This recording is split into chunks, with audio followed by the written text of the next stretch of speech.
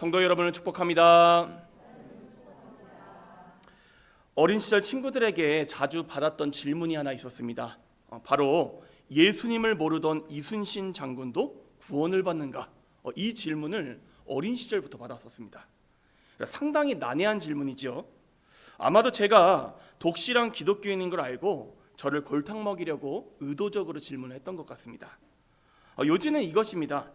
그 당시 이순신 장군은 예수님을 접할 기회도 없었고 단 한 번도 복음을 들어본 적도 없는데 그런 사람도 구원을 받지 못한다면 하나님께서 불공평하신 거 아니냐, 이 질문을 지금 던지고 있는 것입니다. 상당히 합리적으로 들리는 질문이지 않습니까? 비단 이순신 장군만이 아닙니다. 우리나라만 하더라도 불과 몇백 년 전에는 아무도 예수님에 대해서 들어본 적이 없었습니다. 이뿐만이겠습니까? 자동으로 꺼집니다. 조금만 기다리세요. 자, 집중하시고. 이뿐만이겠습니까? 전 세계를 놓고 보면 과거 복음을 한 번도 들어보지 못하고 죽어간 수많은 사람들이 있었을 텐데 과연 이들은 어떻게 되겠냐라는 것이죠. 그래서 어떤 신학자들은 사랑의 하나님께서 그러한 이들을 유기하실 리가 없다, 결국 모두를 구원에 이르게 하실 것이다, 이렇게 주장하기도 했습니다. 심지어 이런 주장을 했던 사람도 있습니다. 결국에는 사탄과 귀신들도 모두 다 회심해가지고 구원에 이르게 하실 것이다, 이런 해괴망측한 주장을 하는 사람도 있었습니다. 실제로 제가 아는 한 목사님께서는요, 이를 가리켜서 어려운 편으로 만유구원론이라고 하는데 이거를 갖다 믿으시는 목사님도 있습니다. 그런데 이런 해석도 문제가 있죠. 만약 결국 모두가 구원을 받는다면 우리가 복음을 전할 필요가 있겠습니까? 이런 문제에 빠지는 것입니다. 제가 말씀드리고자 하는 것은 이것입니다. 이러한 해석들은 우리 사람의 영역과 하나님이 정해놓으신 우리의 권한을 넘어서는 일들이라는 것입니다. 왜냐하면 올바른 신앙이란 무엇이냐? 성경이 말하는 범주 안에서만 말하고 성경이 침묵하는 것에 대해서는 우리가 모른다라고 대답해야 되기 때문입니다. 다만 공의로우시고 자비로우신 하나님께서 가장 최선의 결정을 내리실 것이다, 그분께 맡겨드리는 게 정답이다, 이 메시지를 오늘 말씀이 우리 가운데 전하고 있다는 것이죠. 함께 따라고 배우겠습니다. 성경 안에서 말하고 성경 밖은 모른다 말해야 합니다. 하나님의 지혜를 신뢰해야 합니다. 여러분, 이거 진짜 중요합니다. 성경 안에서 이야기하는 것들을 우리가 어떻게 해요? 말할 수 있습니다. 근데 성경이 침묵하는 것, 이거에 대해서 우리가 함부로 말하면 된다, 안 된다? 안 됩니다. 대신 누구에게 맡겨드려야 돼요? 하나님께. 왜냐? 가장 지혜로우신 분이시니까. 저는 개인적으로 생각하길 세상에서 가장 어려운 일이 무엇이냐? 사람을 이끄는 일이라고 생각합니다. 장사하시거나 사업하시는 분들께서도 늘 공통적으로 이야기하시는 게 사업 그 자체보다 그 사업을 이끌어가면서 사람을 상대하고 사람을 부리는 일이 제일 어렵다라고 말씀을 하시더라고요. 저도 마찬가지입니다. 설교하고 예배인도 하고 이런 일들도 쉽다라고 이야기할 수는 없겠지만 제일 어려운 건요, 전체 공동체를 이끌어가는 것입니다. 그런데 하물며 이런 작은 단위의 공동체를 이끌어가는 것도 그렇게 어려운데 과거에서부터 지금까지 존재했던 모든 인류를 이끌어가시는 하나님의 수도가 얼마나 대단하시겠냐는 것입니다. 그리고 이 세상을 그래도 이만큼 이끌어오신 하나님 아버지의 지혜가 얼마나 신묘막측하냐는 것이죠. 아마 저보고 이 세상을 이끌어가라고 했으면요, 저는 5분도 못 버텼을 것입니다. 그러니 어떻게 해야 할까요? 하나님을 신뢰해야 합니다. 다 이해가 가질 않더라도 그분께 맡겨드려야 한다는 것이죠. 그리고 내가 잘 모르는 것들은 어떻게 하셔야 된다고요? 침묵하셔야 합니다. 만약 선을 넘다 보면 나타날 수 있는 결과는 크게 두 가지입니다. 이단에 빠지거나 아니면 신앙을 잃어버리게 되거나. 따라서 성도님들께 다시 한 번 더 당부를 드립니다. 이런 말씀 앞에서, 그리고 세상에서 일어나는 일들 앞에서 겸손할 수 있는 저와 여러분 모두가 될 수 있기를 간절히 축복합니다.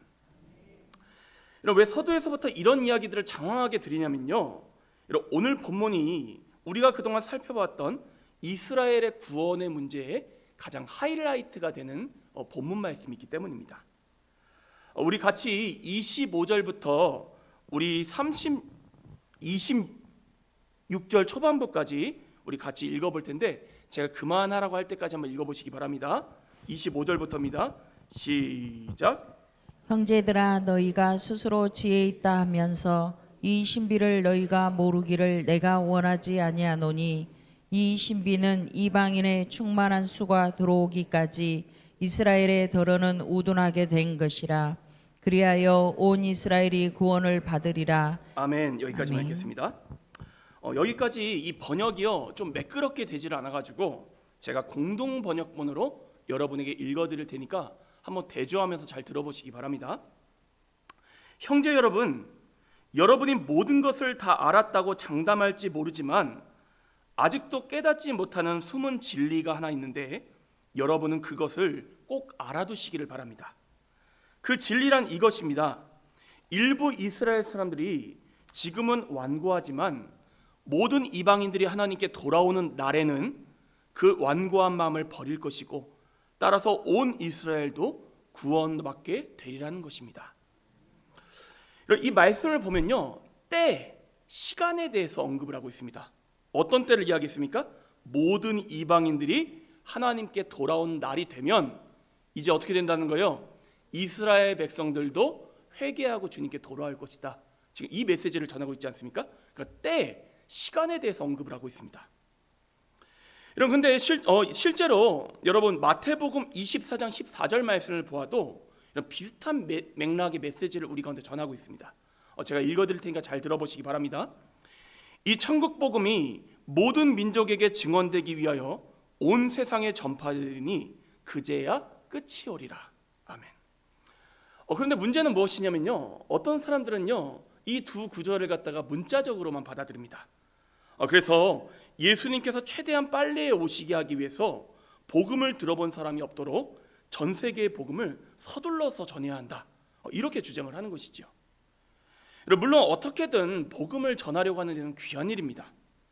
하지만 지나치게 이 때의 문제에 집중을 하다 보면 문제가 발생한다는 것이죠. 보통 건물도 빨리 지으려고 하면 어떤 일이 일어납니까? 부실공사가 일어납니다. 마찬가지입니다. 복음을 어떻게든 전하려고 하는 그 열정은 귀한 것이나, 이해 못지않게 정확하게 기도 가운데 하나님의 인도하심에 따라 순리대로 하는 것도 너무나도 중요하다는 것입니다. 그리고 동시에 우리가 생각해 볼 지점이 있습니다. 예수님께서 우리 가운데 마태복음 24장 36절에서 또한 이렇게 말씀을 하셨습니다. 그러나 그 날과 그때는 아무도 모르니 하늘의 천사들도 아들도 모르고 오직 아버지만 아시느니라. 예수님이 다시 오신 날은 오직 누구만 아신다고요? 하나님 아버지만. 그러니 이 말씀을 고려할 때 우리의 노력으로 예수님이 오시는 날을 앞당길 수 있다라고 해석하는 게 맞습니까? 틀립니까, 여러분? 예, 되게 위험할 수 있는 생각이라는 거예요, 여러분. 왜냐하면 이 날과 이 시기는 누구만 아세요? 하나님만 아시기 때문에. 그러니까 열정이 잘못됐다, 이 말씀을 드리는 게 아닙니다, 여러분. 열정도 뭐 기반이 있어야 돼요? 하나님의 말씀 위에 있어야 합니다. 그리고 늘 순리가 중요하고 기도가 중요하고, 또한 우리가 그 가운데 정확하게 우리가 열정을 내는 게 더 중요하다는 것이죠. 지금은 덜해졌는데 과거 백투더 예루살렘이라는 운동이 한국 교회 내에서 크게 유행했던 적이 있습니다. 혹시 들어보신 분 계십니까? 아마 한 번쯤 들어보셨을 거예요. 어떤 그 입장이냐면 복음이 이스라엘을 시작해서 유럽으로 그리고 미국으로 이런 식으로 서진을 해가지고 전파가 됐다는 것입니다. 그래서 지금은 동아시아권에 다다랐고, 이제 그 다음인 중앙아시아, 중동 지역이 복음화되어 다시 이스라엘까지 다다라 이 이스라엘마저 복음화가 되면 예수님이 다시 오신다, 그런 식의 주장이었습니다. 하지만 교회사를 조금만 공부해봐도 이런 생각이 잘못됐다는 것을 깨달을 수 있습니다. 왜냐하면 복음은 예루살렘에서 시작해서 서진만 했던 것이 아니라 동진, 북진, 남진, 전방위적으로 퍼져나갔기 때문입니다. 그리고 앞서 이야기한 대로 우리의 노력으로 예수님의 다시 오심을 앞당길 수 있다는 사고방식이 다른 성경 말씀과 충돌하는 비성경적인 해석이라는 것이지요. 그러니 우리가 어떻게 해야 할까요? 이 때에 관련된 문제는 누구에게 맡겨드려야 된다고요? 하나님께 맡겨드려야 합니다. 시간은요, 철저하게 하나님의 영역입니다. 우리가 이 영역을 알려고 드는 순간부터 월권을 하는 거라는 것이죠. 다만 이 28절 말씀을 어떻게 해석하는 게 타당하느냐? 우리가 지금 보기에는 이스라엘 가운데 소망이 없어 보인다 할지라도 하나님께서는 여전히 일하고 계신다. 그들 가운데서도 당신의 계획을 이루실 것이라는 확신의 말씀으로 받아들여야 하며, 다만 우리는 이 가운데 우리가 해야 할 몫을 다하는 게 지혜로운 그리스도인이다. 이 메시지를 우리 가운데 전하고 있다는 것입니다. 그래서 사도행전 1장 7절 8절 말씀을 보면 마찬가지로 예수님께서 이렇게 말씀을 하십니다. 이르시되 때와 시기는 아버지께서 자기의 권한에 두셨으니 너희가 알 바가 아니요 오직 성령이 너에게 임하시면 너희가 권능을 받고 예루살렘과 온 유대와 사마리아와 땅끝까지 이르러 내 증인이 되리라. 아멘. 우리가 서두에서 나왔던 메시지가 같은 메시지입니다.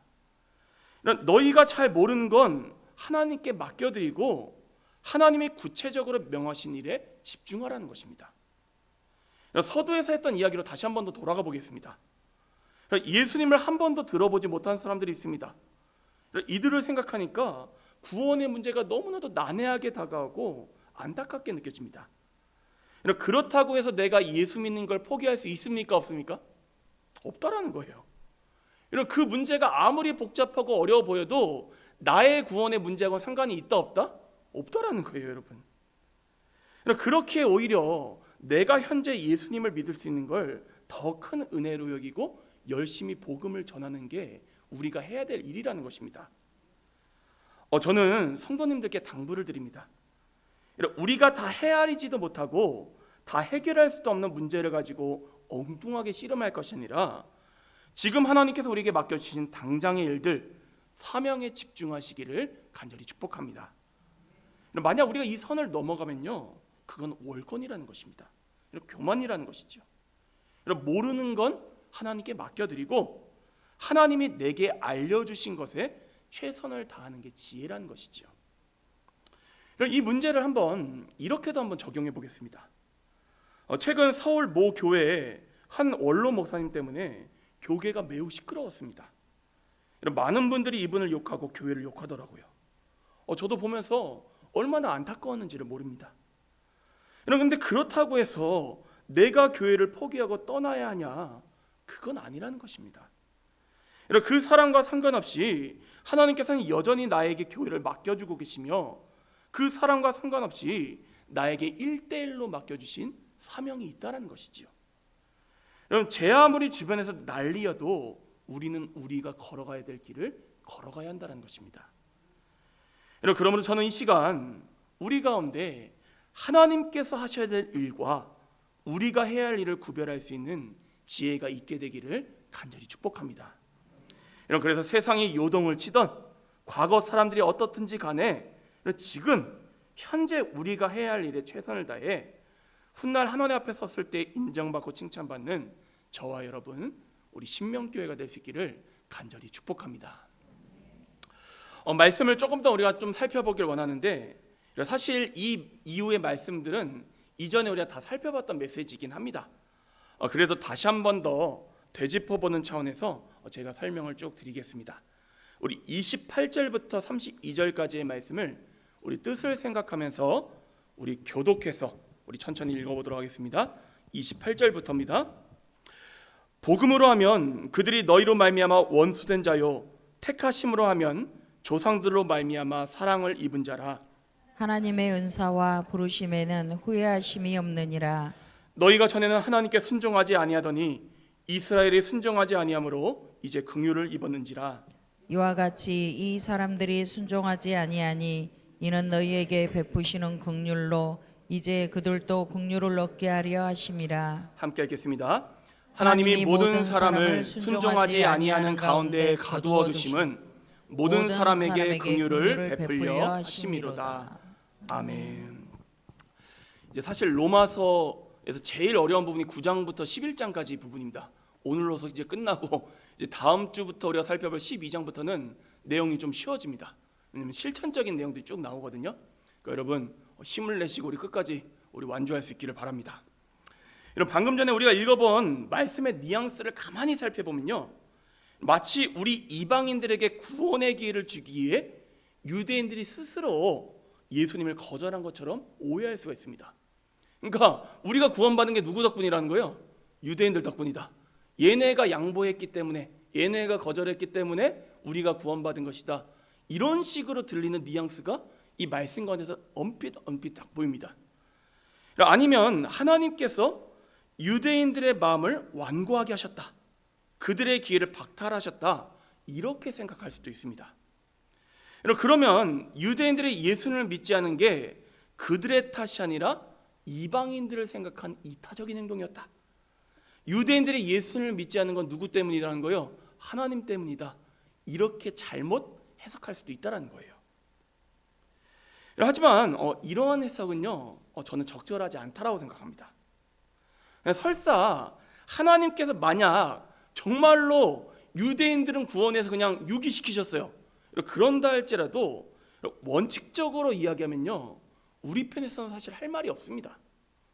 예를 들면 이런 겁니다. 여러분에게 돈이 있습니다. 그래서 여러분께서 쓰고 싶은데 돈을 쓰셨습니다. 그랬더니 갑자기 모르는 사람이 나타나서 여러분에게 그 돈을 왜 거기다 쓰냐고 따진다라고 한번 쳐보겠습니다. 그러면 여러분은 어떻게 대답하시겠습니까? 내 돈 가지고 내 맘대로 쓰는데 뭔 상관이냐, 이렇게 대답하는 게 일반적이지 않겠습니까? 그럼 마찬가지로 모든 만물, 우리 사람의 주인은 누구시죠? 하나님이십니다. 만약 하나님께서 그러시진 않겠지만 이신희 목사를 갖다가 구원하지 않고 버리시기로 작정하셨다? 그러면 저는 너무나도 억울하고 마음 아프겠지요. 그런데 하나님의 주권적인 측면에서 보면 제가 할 말이 있습니까, 없습니까? 없죠. 예. 왜냐하면 누가 주인이시기 때문이에요? 하나님이 주인이시니까. 반대로 이렇게도 한번 생각해 보겠습니다. 내가 생각하기에 저 사람은요, 도저히 구원받을 만한 인간이 아닙니다. 그런데 하나님께서 그 사람을 구원하기로 작정하셨습니다. 그러면 제가 여기에 대해서 왈가왈부 할 수 있습니까, 없습니까? 없습니다. 왜냐하면 구원은 전적으로 누구의 선물이기에? 하나님의 선물이기에. 그러니까 주인이 누구시라는 거예요? 하나님이십니다. 그러니 우리가 이 말씀을 이해하기 위해서는요, 먼저 하나님의 절대 주권이라는 대명제를 상정해 놓고 우리가 시작해야 된다는 거예요. 함께 따라가 보겠습니다. 하나님의 절대 주권. 하나님의 절대 주권. 특별히 우리가 속한 교파 이름이 뭐죠? 장로교회지 않습니까? 이 장로교회의 원뿌리가 되는 교파가 개혁교회입니다. 이 개혁교회의 창시자 같은 사람이 누구냐면은 쯔빙글리라는 사람입니다. 이 사람이 늘 강조했던 게 뭐냐면은 하나님의 절대 주권이에요. 아까 전에 그런 제가 말씀드렸잖아요. 이제 하나님께서 유대인들을 구원해서 완전히 버려버리시고 이방인들만 택했다, 그런 식의 오해를 살 수도 있는 뉘앙스가 아까 우리가 읽었던 말씀과 나온다고 제가 말씀드렸잖아요. 근데 저는 그렇게 해석하지는 않습니다만, 설사 그런다 할지라도 유대인들이 할 말이 있다 없다? 반대로 우리 이방인들이 똑같은 입장이라면 할 말이 있다 없다? 왜죠? 하나님이 주인이시기 때문에. 다시 한번 따라해 볼까요? 하나님의 절대 주권. 특별히 우리가 속한 이 개혁교회의 찌빙글리라는 사람이 이 주권, 하나님의 주권에 대해서 너무나도 강조를 했어요. 그러니까 여러분도 이 부분에 대해서 늘 생각하면서 신앙생활 하시는 게 맞다는 것입니다. 여러분, 다만 문제가 뭐냐면요, 성경을 보면 하나님은 모든 사람이 구원에 이르기를 원하신다 하지 않으셨습니까? 또 그리고 곳곳에서 나오는 하나님의 사랑과 자비를 기억할 때에 어떻게 이 모든 말씀들을 조화롭게 이해할 수 있겠냐라는 것입니다. 저는 이렇게 해석하는 게 가장 타당하다고 생각합니다. 바로 하나님께서 이스라엘의 불순종을 방임하셨다, 지켜보셨다, 이렇게 이해하는 게 가장 적절한 해석이라고 생각합니다.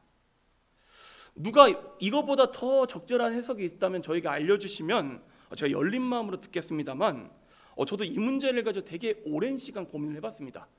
이제 제가 오늘 자세하게 다루진 않는데 예정과 자유지의 이런 문제이고 어떤 하나님의 선택과 유기에 대한 문제인데, 이 부분에 있어서 제가 제일 잘 이해했던 부분이 이렇게 해석하는 것이었어요. 그래서 이게 제일 나은 해석이다, 이렇게 결론을 내렸는데, 솔직히 저라고 정답을 알겠습니까? 한번 생각해 보자라는 거예요. 예수님께서도 우리에게 이런 비유의 말씀을 주셨습니다. 어떤 주인이 큰 잔치를 준비하고 사람들을 초대했었는데 그 사람들이 핑계를 대고 다 초대를 거절한 것입니다. 이런 복음서의 이 이야기 기억나십니까? 예. 그랬더니 주인이 어떻게 해요? 화를 내면서 종들에게 거리로 나가서 가난한 이들, 장애가 있는 이들을 데려와서 대신 채우라고 명령을 내립니다. 그리고 이들로도 자리가 다 차질 않으니 더 멀리 나가서 이방 사람들까지 강권하여서 데려오라고 명령을 합니다. 이 비유 말씀을 보면요, 분명 초대장을 먼저 받은 순서가 존재하죠. 그렇죠? 예. 우리로 치면 복음의 메시지를 누가 가장 먼저 들었습니까? 유대인들이 가장 먼저 들었습니다. 그러면 원래부터 주인은 이 유대인들 말고 다른 이들을 초청할 생각은 없었느냐? 그건 아니라는 것이지요. 그렇다고 하기엔 나중에 여러분이 집에 가셔서 이 본문 말씀을 한번 잘 읽어보십시오. 그렇다고 하기엔 좌석수를 갖다 너무 많이 준비해 놓으셨어요. 예. 딱 정해진 사람들만 부르려진 것이었다면 진즉 자리가 다 찼다는 것이죠. 그런데도 자리가 남아있다는 건 원래부터 아주 넉넉한 자리를 준비해 놓으셨다는 것입니다. 다만 순서서에 있어서 초대장을 먼저 보낸 사람들이 누구라고요? 유대인들. 그리고 나중에 우리가 이 말씀의 맥락을 읽어보면 다른 사람들까지도 초대하시려고 했다는 것을 우리가 유추해 볼 수 있다는 것이죠. 하지만 유대인들이 이 복음을 거절하자 하나님께서 어떻게 하시죠? 이들의 그 불순종대로 그냥 내버려 두십니다. 그리고 순서를 바꾸어서 누구를 먼저 초대해 주세요? 우리 이방인들을 먼저 초대해 주셨다는 거예요. 그러면서 뭘 기대하셨냐? 31절 말씀입니다. 우리가 가진 개역 개정보다 공동 번역이 더 잘 뜻을 드러내고 주고 있어서 제가 31절을 공동 번역으로 읽어드릴 테니까 잘 들어보시기 바랍니다. 이와 같이 지금은 순종하지 않고 있는 이스라엘 사람들도 여러분이 받은 하나님의 자비를 보고 회개하여 마침내는 자비를 받게 될 날이 올 것입니다. 아멘. 즉 우리가 저번에 살펴본 말씀처럼 이스라엘 사람들의 마음 가운데 뭘 일으키신다는 거예요? 이방인들을 향한 시기와 질투를 일으키신다. 아니 초대받은 사람은 우리가 먼저였는데 우리는 구원에 이르지 못했네? 아니 그런데 저 이방 사람들이 우리들보다 먼저 저 잔치 좌석에 앉게 되네? 이걸 보면서 우리도 이렇게 있을 수 없다, 우리도 얼른 가서 그 잔치에 참여하자, 이런 마음이 불러오는 것을 하나님께서 기대하셨다는 거예요. 그래서 어떻게 하셨다는 거예요? 유대인들을 일단 잠깐 내버려 두셨다는 것입니다. 저도 이제 두 아들을 키우지 않습니까? 이제 두 아들에게 똑같은 이야기를 하면요, 한 놈은 이걸 갖다 곧대로 따라오고 한 놈은 끝까지 이걸 거절합니다. 그러면 저는 어떻게 할까요? 끝까지 듣는 그 친구를 갖다가 더 잘 챙겨줍니다. 그리고 끝까지 말을 안 듣고 있는 친구 있죠? 그 친구는 내버려 둡니다. 이 친구는 누구일 확률이 높을까요? 그러면 재현이가 혼자서 막 삐죽삐죽 대다가 제가 형하고 이렇게 뭘 잘하고 있는 걸 보면요, 막 이렇게 쳐다봐요. 그러다가 시샘을 하다가 지도 가만히 있을 수 없어가지고 달려가지고 이제 마음을 바꿔가지고 막 함께합니다. 지금 하나님께서 기대하시는 마음이 바로 이거라는 거예요, 여러분. 그러니까 처음부터 이방인만 택하려고 하셨던 것도 아니고 유대인만 택하려고 하셨던 것도 아니고 순서상은 누구를 먼저 초대하셨다는 거예요? 유대인을 먼저 초대하셨다. 하지만 나중엔 누구도 부르시려고 했다? 이방인도 부르려고 하셨다. 근데 먼저 초대했던 유대인들이 어떻게 했어요? 이걸 거절하니 하느님 내버려 두셨다. 왜냐? 시기심이 일으켜져서 이들도 하나님께 돌아오게 만들기 위해서 지금 이 메시지를 우리 가운데 전하고 있다는 것이죠. 그렇다면 여기서 한 가지 문제가 생기는데, 이러한 과정 속에서 구원에 이르지 못하는 개개인들도 있지 않겠습니까? 유대인들이 다시 마음을 돌이키기 전까지 구원에서 유기되는 사람들도 있지 않겠냐라는 것입니다. 이들은 어떻게 해야 될까요? 제가 이미 여러분에게 정답을 말씀드렸습니다. 이 영역은 누구의 영역이라고요? 하나님의 영역입니다. 우리가 관여할 바가 아니라는 것입니다. 구원은 절대적으로 하나님의 주권에 달려있고, 하나님께서 가장 지혜로우시니 그분께 그냥 맡겨드리는 게 우리가 할 수 있는 최선이라는 것입니다. 어떻게 말씀의 내용이 좀 이해가 되셨습니까? 좀 어렵죠? 다만 이미 예수님을 믿고 구원받은 우리 편에서 집중해야 될 말씀은 29절 말씀이라는 거예요. 우리 같이 29절 말씀을 다시 한 번 더 읽어보겠습니다. 시작. 하나님의 은사와 부르심에는 후회하심이 없느니라. 하나님의 은사와 부르심에는 뭐가 없다고요? 이 말씀을 풀어보자면요, 먼저 나를 부르신 하나님께서 어떻게 하신다고요? 여전히 기뻐하며 사랑해 주신다. 때로 실수하고 넘어질지라도 우리를 어떻게 하신다고요? 후회하지 않으신다는 뜻입니다. 그러니 어떻게 하겠습니까? 더욱더 하나님을 의지해야 되죠. 내 앞에 남아있는 미래가 때로 두렵게 다가올지라도 하나님께서 나를 끝까지 인도해 가실 것이다, 믿음으로 선포하며 나아가야 된다는 것입니다. 그리고 또 한 가지, 우리가 다 이해할 수는 없지만 모든 사람이 구원에 이르기를 원하시며 모든 이를 구원의 길로 초청하고 계시는 그 하나님께서 그들을 부르신 것을 어떻게 해요? 후회하지 않으시기 때문에, 정확히 이 모든 일들을 어떻게 이루어 가실지는 우리가 다 모르겠지만 결국 하나님께서 가장 최선의 길로 우리 모두를 인도하실 것이라는 그 믿음을 가지고 나아가야 한다는 것입니다. 뉴스를 보십시오. 오늘도 전 세계 가운데 얼마나 많은 전쟁이 일어나고 있습니까? 그들은 뭐면 나는 뭘까? 이런 생각들이 들 때가 있지 않습니까? 그런데 이런 상황들을 바라보며 우리 그리스도인들은 성경이 침묵하고 있는 것 너머까지 생각하는 게 아니라 그런 어려운 문제는 누구에게 맡겨드린다고요? 하나님께 맡겨드리고 지금 당장 우리가 해야 될 일에 최선을 다하며 결국에는 하나님께서 우리의 생각을 뛰어넘어 이 모든 역사를 이루어 주실 것이다, 이 믿음을 가지고 나아가는 사람들이 바로 우리 그리스도인들이라는 것입니다. 함께 따라오 배우겠습니다. 하나님의 부르심에는 후회하심이 없습니다. 하나님께서는 끝까지 우리를 인도하십니다.